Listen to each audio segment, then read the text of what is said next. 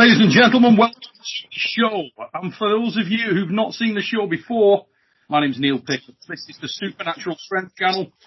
And we talk all about arm wrestling with the best arm wrestlers in the world. And one of those has joined me. It's a big one, and it's one most of you are going to know pretty well. Big Daddy, Jerry Cadorette, the gingerbread man in the mother fluffing house. Jerry, how's it going, mate? What's up, my man? How you doing? I knew you had to get that gingerbread thing in there. It could have been worse. It could have been the Brokeback Mountain. Yeah, right? You know how much you love the Brokeback Mountain, mate. That is not a real nickname for Jerry. That's just for those of you out there, that's just a steak nickname that we made up for him for a laugh. Don't read anything into that. It's not that kind of party. Guys, great to have Jerry on the show. Jerry, I know that you've seen this thing before. You've seen what we're looking to do, and we're trying to achieve the same thing with yourself. People out there obviously have seen you compete in the World Arm Wrestling League. They know a little bit about you, but they don't know your beginnings and they don't know your history pre-WAL. And that's what we're really here to try and achieve, mate. So what we wanted to do was, I wanted to understand from yourself, where were the beginnings, mate? What were you like initially as a kid? Where did you start your journey into strength sports? Were you always into strength sports? Were there other sports prior to that? That's probably a good place for us to start, mate. Yeah, when I was a kid, it was, played whatever sports that we could. Football was one of the predominant ones, and baseball and track. Those are my three sports growing up as a kid. What track disciplines were you into, mate? I actually was, I did in winter, I did the 600, the 4x4 relay, the shot, and the high jump. Wow. So you were you're a bit of an all-rounder. You had a bit of running, bit of throwing, got it all in there. Yeah, my lighter days. What did you weigh back then, mate? Were you a big kid at school, or were you pretty lean? No, I was always in training, so I was always light. So I would say it wasn't until my senior year. My senior year, I broke like maybe 212, 218. Okay. And what are you, Jerry? 6'2", 6'1"? Yeah, and right now, not 218. Yeah, that's the guy you ate. yeah, right. So, mate, where was your early influences in terms of getting into strength sports? We spoke to RVJ, another Massachusetts native, the other day, and he was telling us that he was sort of surrounded by strength. His parentage were big time into that. All his extended family were big time into strength sports. Similar story for yourself, mate, or was it something that you brought yourself to? Well, my high school, the athletic director was into arm wrestling at a local level. And so we actually were fortunate enough to have an arm wrestling table in our weight room. Get out of it. And so it was unique. And so he threw a arm wrestling meet on. And I think, we had a decent amount of participants. And I think everyone beat me, including the cheerleaders. So I took offense to it and sought out to learn how to do it because I didn't like to lose at anything. And so I ended up went down to a local gym where some arm wrestlers trained, learned how to do it, and then really adapted and loved the sport. Started competing competitively as a senior in high school. And so just put a date line on this for us, mate. Give us a bit of a time. Yeah, what year would that be? This year will be 30 years. Yeah, so you're just a little behind myself on that. It's I think my first time seeing you at a competition, was it the Yukon Jack? Might have been the Yukon Jack, 94, 95, somewhere around there, maybe even 96. And then I saw you certainly not long after that, around the same time, Virginia Beach. In fact, we were arm wrestling the night before Virginia Beach. You were pulling air and leg L for some Yukon Jack videos. You remember that? Yes, yeah. You got memory, man. You got some good memory there, Neil. Yeah, well, I was pulling Cobra in that hat, if you remember. You had a hat with a flower in it. Remember circles. Night before Worlds. What were we thinking? I don't know. Young and dumb, right? And I got that year. And I'm like, I would do to have that energy back? Oh, my God. It didn't even enter my head that I might be tired for the day after. Yeah, right. I know, me either. I'm like, oh, yeah, let's just go, because it's so seldom that you get that many countries there in one room. And the adrenaline's pumping. You just want to have some fun. You go over there and you start competing and doing dumb stuff.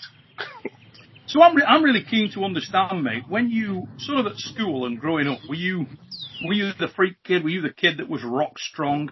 Did you have genetics? Because you're obviously an extremely powerful bloke.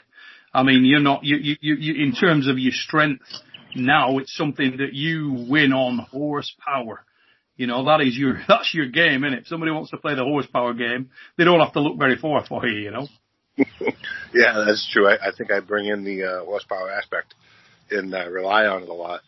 But, yeah, when we were in school, it was my sophomore year, and the football coach retired, and they brought in a new coach, and he was a powerlifting coach. So he brought in the powerlifting team. He brought in everything. So we followed suit with it. You know, you follow the leader, so to speak, and ended up getting into the powerlifting aspect of it, and, you know, taking to it, liking it, you know, and just it was unique and it was new, but it was something fun.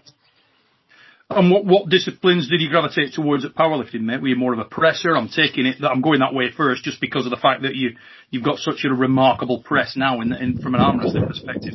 Or were you good all rounder again? Were you deadlift? Were you squat?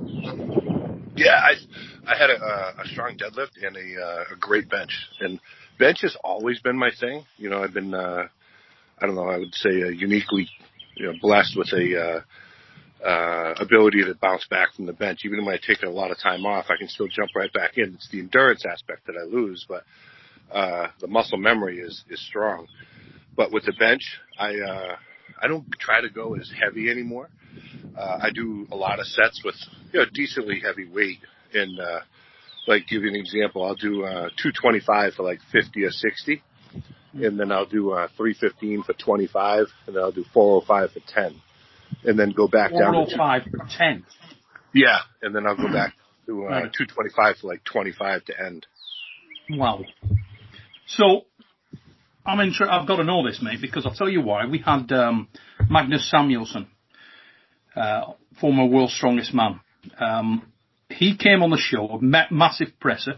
Did you ever come across Magnus when he was pulling? Not when he was pulling, no. So he came on the show. He sort of ended back late 90s. I'm going to get back to what year you started sort of getting into the club in a second, but just while we were talking about benching, I needed to know this. So Magnus came on. He was a rock strong presser, bench presser. Always had a massive bench press from a kid. And even though he's a tall, long guy, you know, we're talking about a guy who's 6'5", 6'6", he always took a relatively narrow position on the bar. It was like a kind of a close grip, not a close grip bench, but for a man of that size, he wasn't this guy who's gripping out wide. He was pretty close in terms of the grip. So he feels like he developed enormous tricep strength from benching heavy. Do you think that a lot of your style as an arm wrestler came from your sort of background or affinity to bench press? I would think so, you know, because it's my fallback move, you know, so, and I feel super comfortable and natural. It's just in that same type of position, because when you're benching, you know, and I put my thumb behind the bar, I don't put it in front. So it's a lot of the similarities that, you know, are in that same move. So, you know, when you went to the club, was there anybody else at that club who pulled like, nobody could have come up to you and said, tell you what, Jerry, here's a move you want to learn. You know, we're talking this is like, as you say, 30 years ago. So we're talking early techniques. They weren't as developed widely as they are today. This wasn't a time when you could have gone on the internet and looked up, you know, Engin or Daniel doing loads of different positions on the table. This was, you had to go in there and sort of find your way, feel your way in the dark a little bit. And I can't think for 1 minute that you showed up at a club and some dude there was like, this is what you want to do. You want to crack your leg up on the inside of the table, get tied to the man and just drive down with everything on your tricep. What the hell did these guys say when you came along and threw that on somebody? I'm sure it was a shock, right? I mean, it's I think the first person that of stature that I beat was Dave Randall and then Cleve Dean, and because I went against. That's pretty. Yeah. in stature, in all sense of the guys. For those of you out there who don't know the two names that Jerry just mentioned, let me give you a bit of a history lesson. Dave Randall, okay? Dave's got to stand 6'4" to 6'6", must weigh 300 pounds, top end 282, 290, maybe even up to 310. Big man. Again, super strong bencher, just a general strong, powerful individual. Cleve Dean, legendary strength athlete. And this guy competed in the World's Strongest Man, in the early days of the World's Strongest Man. And in terms of physicality, Cleve Dean, I'm going to say, is the biggest arm wrestler that has ever competed. I'll be amazed if I'm wrong on that. Certainly the biggest I'm aware of in my 30 plus years in the sport.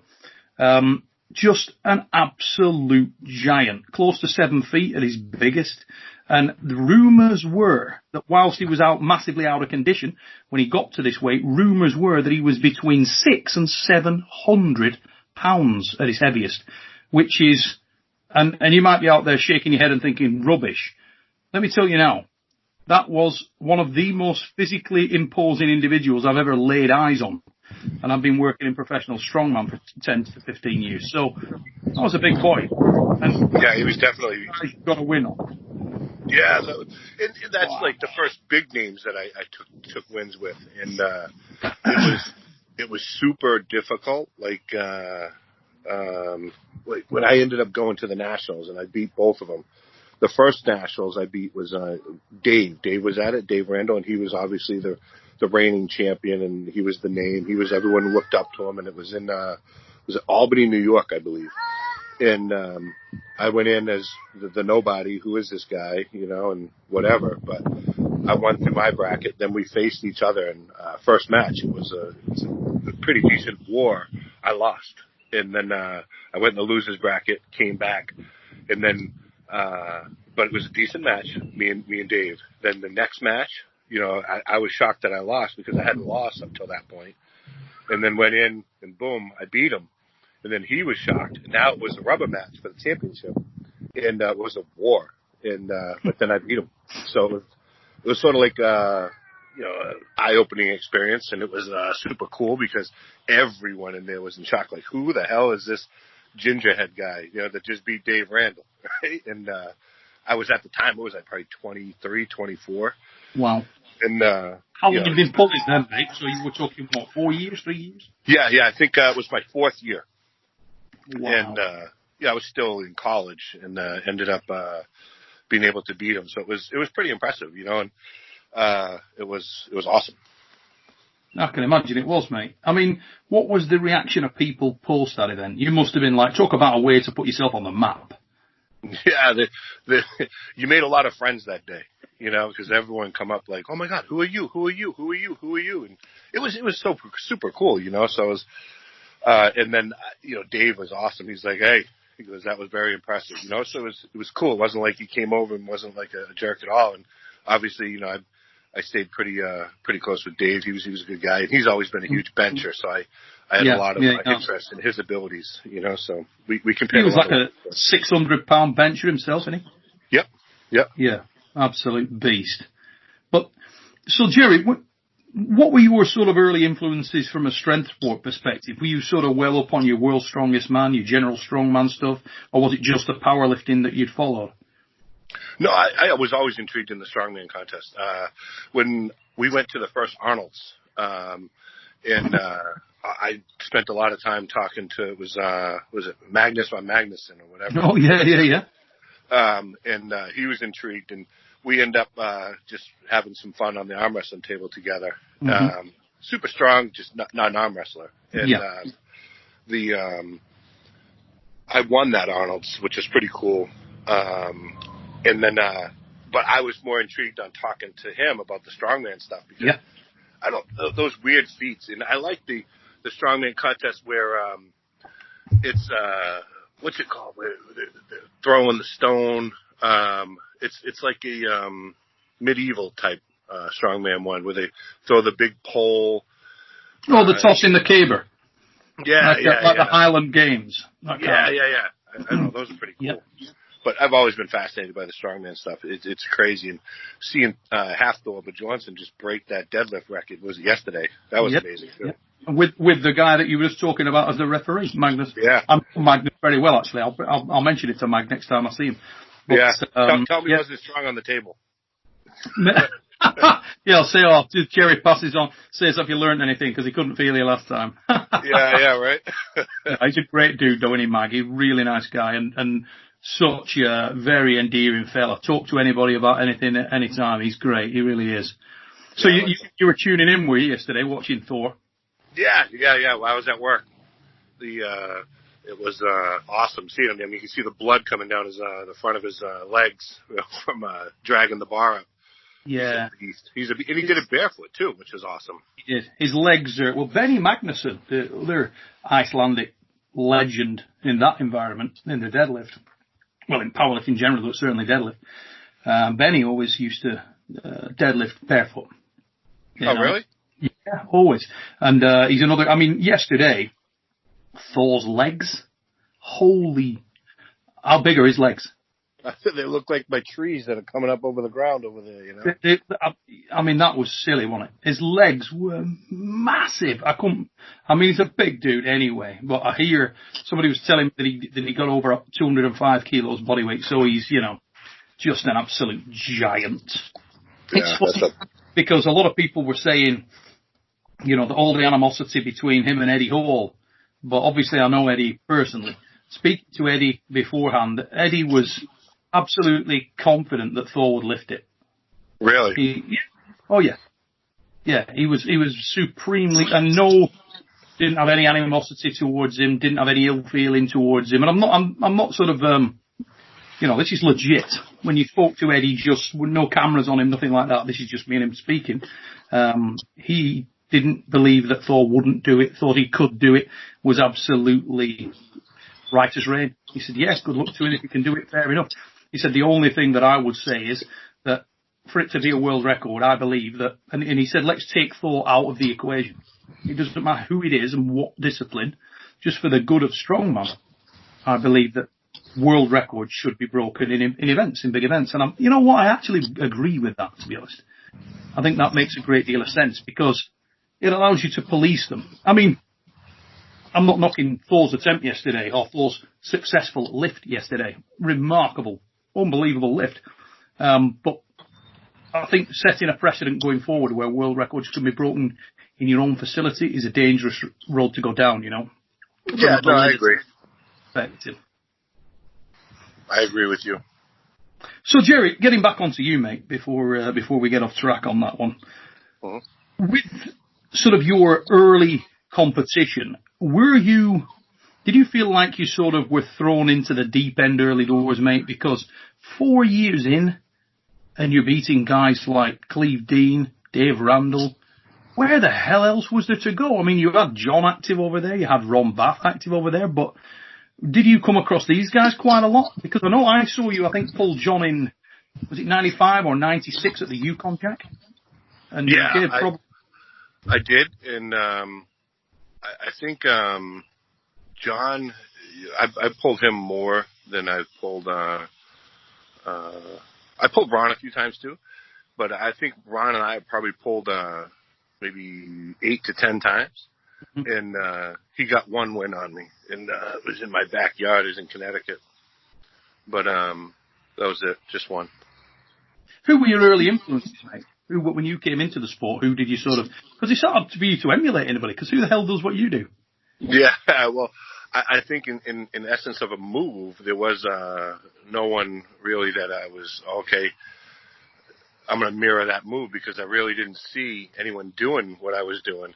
And then, do you remember, what was it, Virgil? Yes, I do. Yeah, I got along with him. He was pretty cool. And then, but I liked Cleve.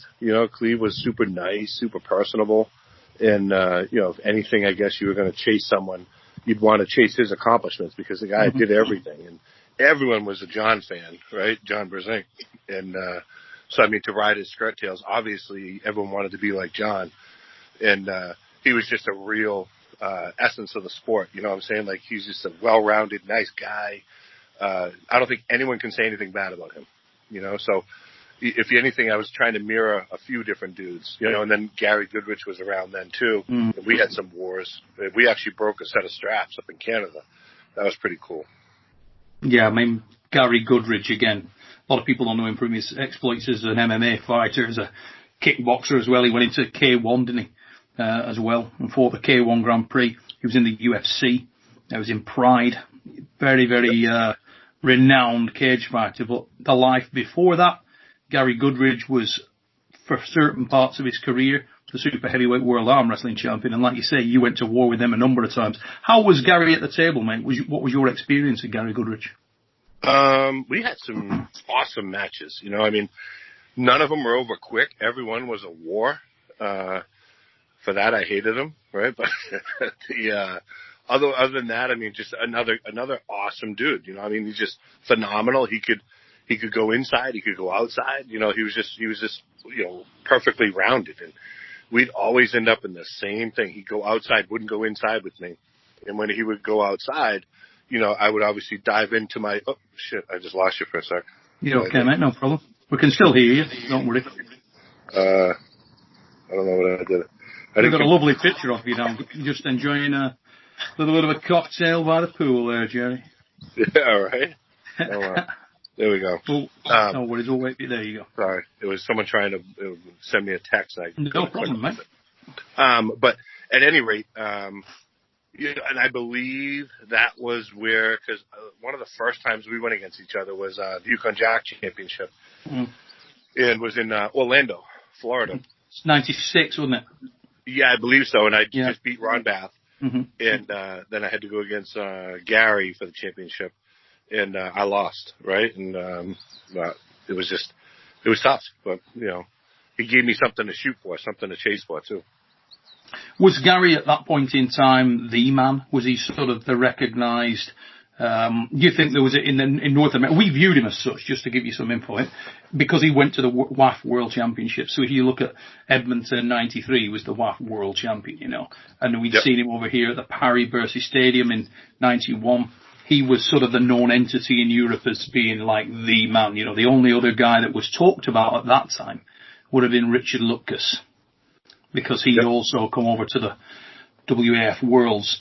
But in North America, was the talk at that time that Gary was the man to beat, or were there others that you rated just as dangerous or more dangerous than him? Well, I loved, I went to the Yukon Jack Championship in San Francisco and watched Gary and John go at a war, and it was Gary, John, and Cleve that took 1, 2, 3, and Gary won, John second, Cleve third. And then, so that was like my first huge meet, and seeing that, it lit a fire under me, so it was well run, it was well organized, it was well put together. It was outside, the venue was awesome, and then just seeing the characters that were there, they were so, real life, what I'm saying? We didn't have the internet back then, so not like we do now at any point, really. So, you got an arm wrestling flyer sent to your house, and that's how you knew where the next meet was. Or you were looking at, like, Armbender magazine, And, I remember it well. I was talking about that the other day with Engin when he was on here. And we had the old armbender used to you'd sign up and get the armbender delivered to your house. He used to come over and you'd be like flicking through That's how I used to pick the shows that I went to. I didn't get to the Yukon Jack that year, but that's literally how you'd pick the events. If you saw something and you could afford to do it, you'd fly overseas and there you go. Very different world now, brother, eh? Yeah, isn't it crazy? That's, I still have those stupid magazines. They're pretty cool, But, and you used to thumb through them and be like, oh, there's my name right there. Isn't that cool? So I'd say we evolved a little bit. Oh yeah, what? Unbelievable, mate. Absolutely unbelievable. So when was your sort of, in fact, you know what? Let's take a step back. I'm going to ask you a question I've been wanting to ask you for a long time. I was going to ask it last time I saw you at the WAL. Would you say you are the originator in North America of the dead wrist press, the dead wrist tricep press from the start? Because I was racking my brains the other day trying to think how many other guys initiate. I'm not talking about if they lose their hand and wrist and have to pull there. But if you chart the history of the sport back, how many guys initiated with that move? I mean, you know, John Bonanato used to end up there. Other pullers have ended up there. Virgil could pull there. I can pull there, but I don't choose to pull there. You know, you choose to pull there. It's like you go there. You know, I mean, when we've pulled, I can honestly say you've never tried to hook me. You never tried to top roll me. I knew that as soon as these guys dropped the go, you're going to drive a train onto my arm. It wasn't like any, you know, it was just that down pressure, just coming through the lower hand, and I thought, holy shit. There's no mistake in what you're trying to do, and it's a horrible technique to pull against.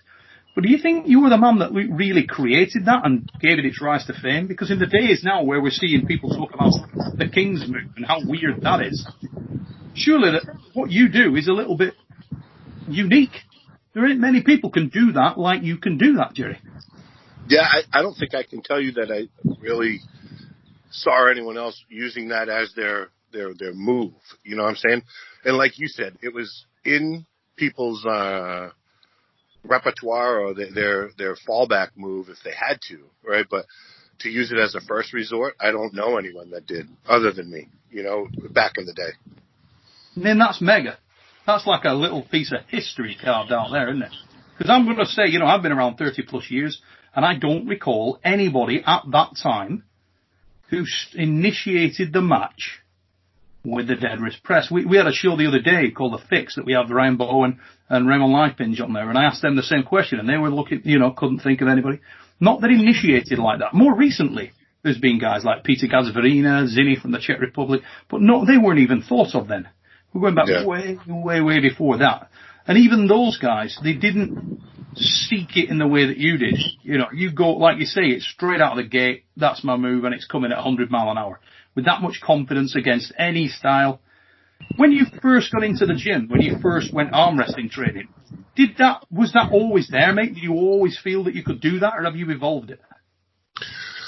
At some level it was there. It wasn't at the level of I brought it to, but it was just a comfort zone. You know, in high school, I used to work in the summer doing concrete forms, and probably one of the worst jobs. That's the job that made you go to school, right? So it's like I know what I don't want to do when I get out of school is do concrete forms.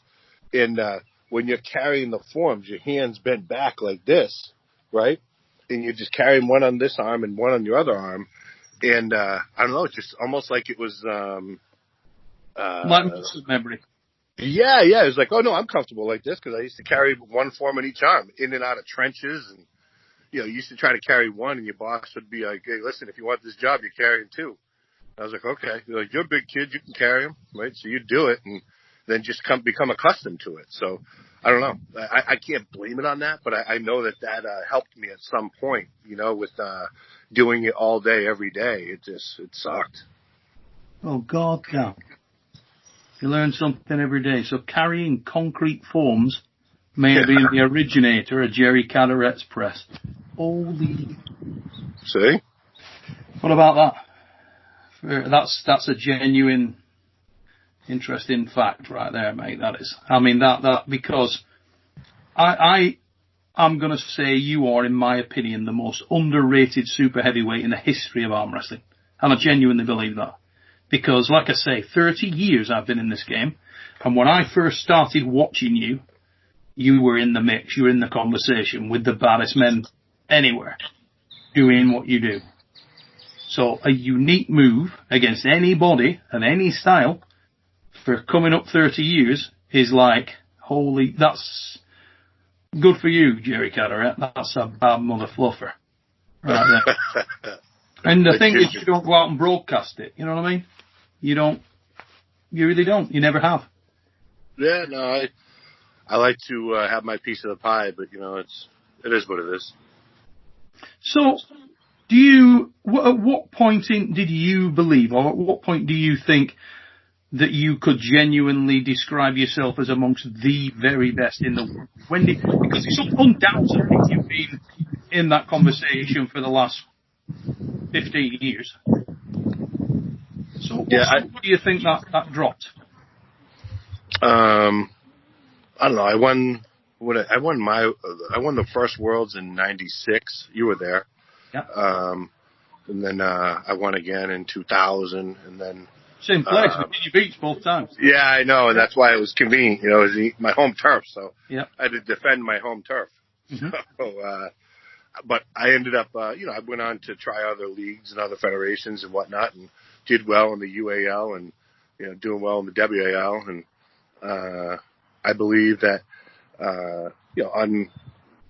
throughout the years I've been ranked in the top 2, top 3 at different times, and I held the number 1 spot for a bit after I beat Travis again. When I came back, I had back surgery, put me out of arm wrestling, and it was easy once you stop doing something to just get into a routine of just going to work and playing with my family, going to work and playing with the family. And, I really took some time off, and I was fine with it. And then Travis came into the spotlight, and he started really crushing it. And, obviously, Travis is a different person.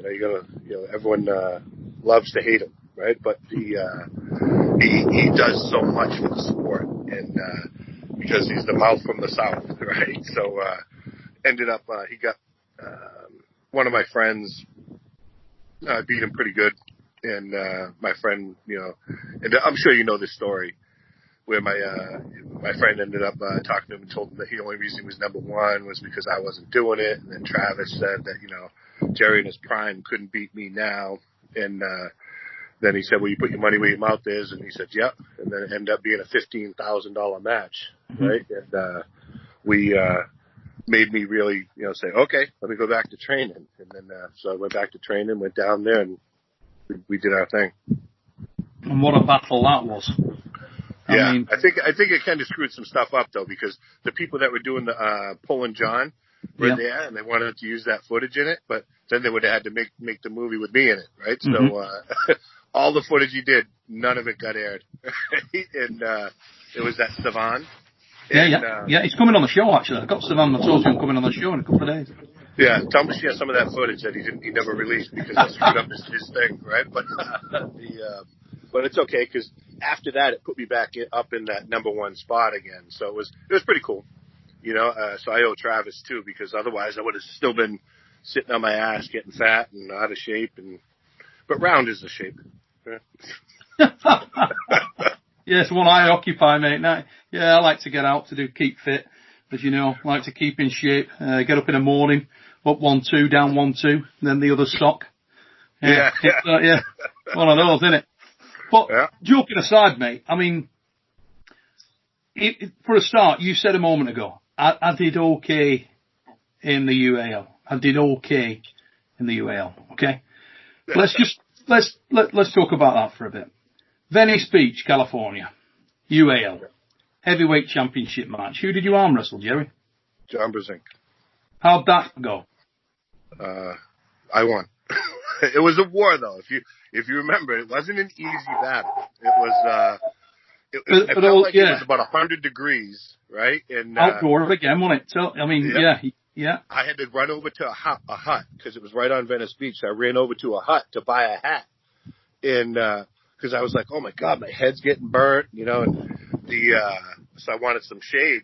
I ended up buying a hat. I ended up that day leaving with a huge, because they have the tank tops.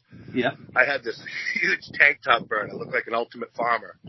But it was a war, an absolute war me and John had. And then, Robert ended up throwing up some extra money when it went 1-1 for the final match. And so obviously money kind of pushes a lot of people. So that last match was a battle. Battle, to say the least, mate. I mean, for those of you who haven't seen that, Bill Collins probably still has that footage.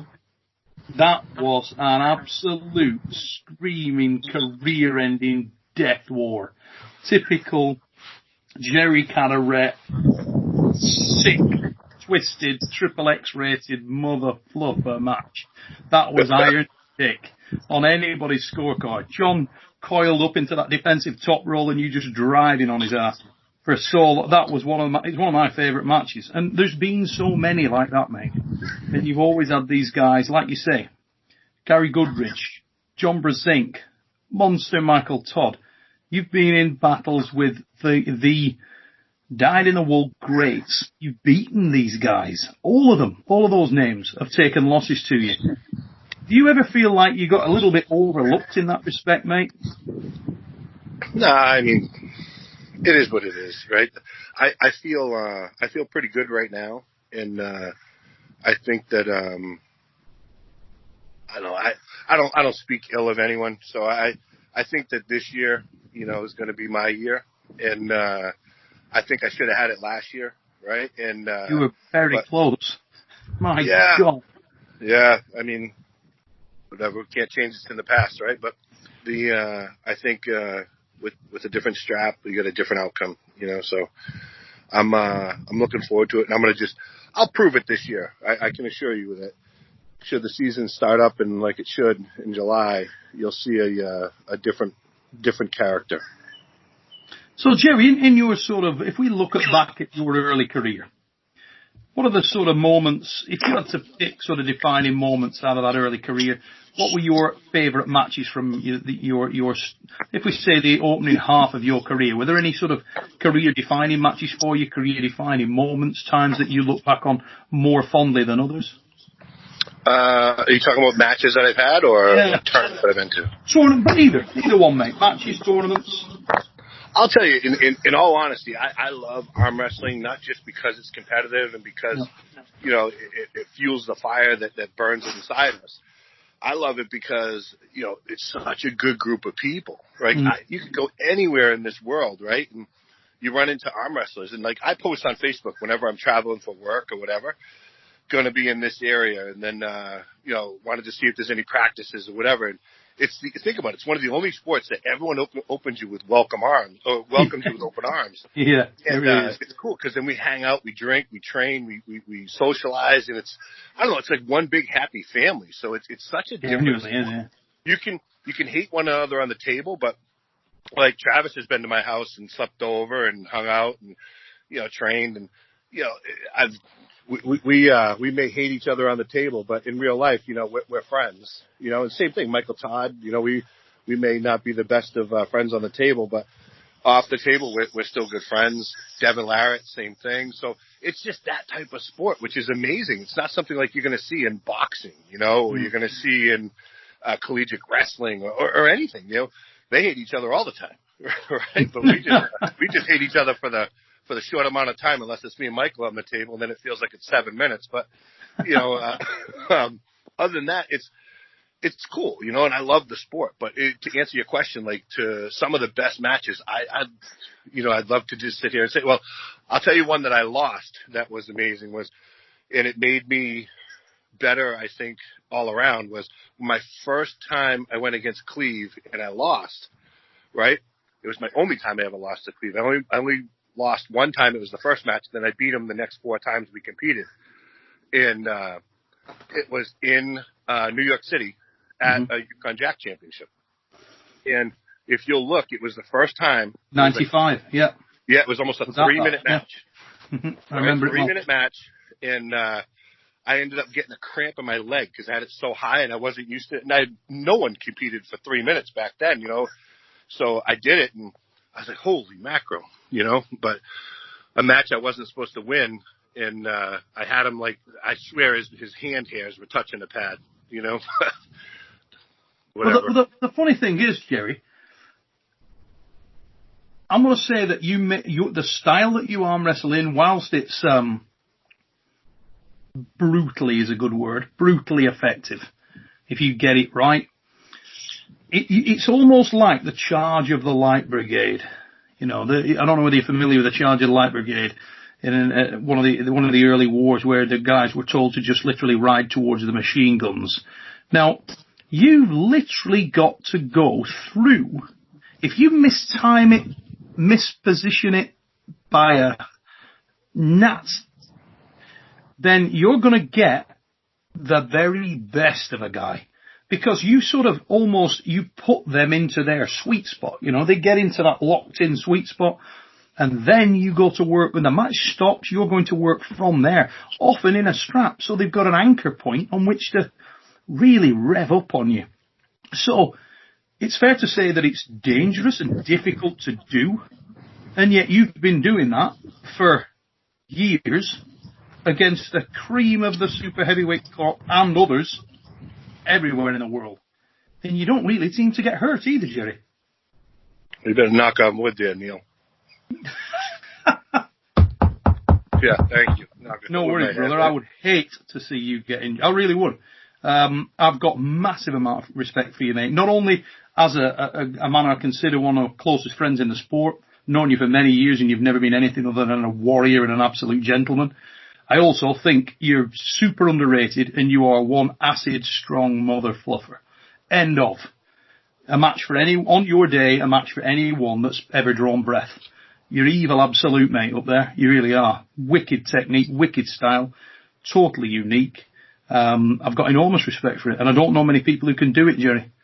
And yeah, no, well, yeah, I think there's, John did it. Right? He's still going. Well, I don't know. He's going to come back. I don't know. We'll see, right? Yeah, I think he's teetering on the edge.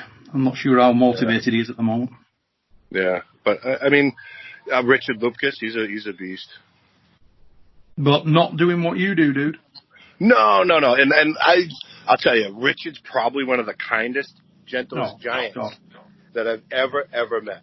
And thankfully, when we were going head to head in the UAL for a championship, thankfully I walked in on his interview pre-matchup, and they were trying to get him to say something bad, right? Like, oh, Jerry said he was going to break your arm, da da da, and then and luckily I overheard it and heard him say, he's like, no, he's a nice guy, he wouldn't say that, right? Mm-hmm. And I was like, oh, all right, they just wanted to get someone fired up.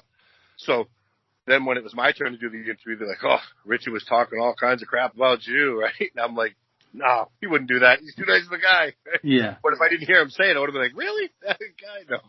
But yeah. I don't know. I think no matter what, when you meet Richard, you just love him. He's that big and that burly of a dude, and he's just intimidating. But when you talk to him, he's super nice. He really is. I mean, it's like the old big dog thing, isn't it? He doesn't need to have a bark. It's all there, and he's just the nicest, most humble, genuine individual. We're going to have Richard on the show, actually, and like you say, I look forward to it massively because he's a super endearing guy. Him and his Mrs. Shirley, you can sit down, have a drink with and talk to all day. They're just lovely people, Absolutely. Mate, I know I've taken up nearly 45 minutes of your Sunday, and I'm going to let you jump off for this first episode, but ladies and gents, this is only episode 1 with Jerry. I want to get Jerry back on and walk through some more of his epic matches, and also I want to get your opinions in the next episode, Jerry, about the state of the super heavyweights now, your epic encounters with Devon Lara and with Michael Todd, more importantly, because, my God, they have been epic. I also want to hear what your thoughts are on the people that are coming into the World Arm Wrestling League and the guys on the opposite side of the pond and what your opinions are of those. And I know everybody out there will be the same. So hopefully you don't mind coming back on the show and doing a second episode for us, mate. Yeah, no, that'd be perfect. I'll show you where I'm going to put the hammer, too. There you go. Ladies and gentlemen, Mr. Jerry Cadorette. For those of you out there who are just new to the channel, if you like what we do, please like, share, subscribe. And, we'll be back with more from the Gingerbread Man very soon. Till that time, take it easy, peeps. Thank you.